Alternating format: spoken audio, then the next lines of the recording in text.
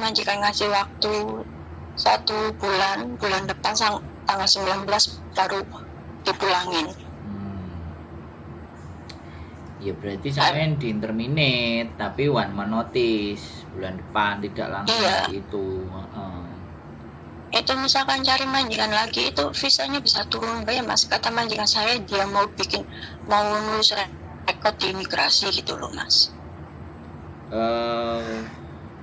Kalau saya sekali lagi ya nggak bisa menebak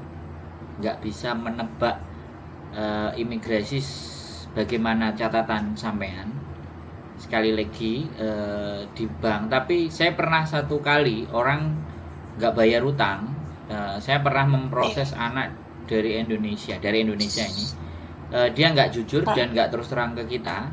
Pokoknya dia proses baik-baik saja, visanya nggak turun. Saya dikomplain sama PT.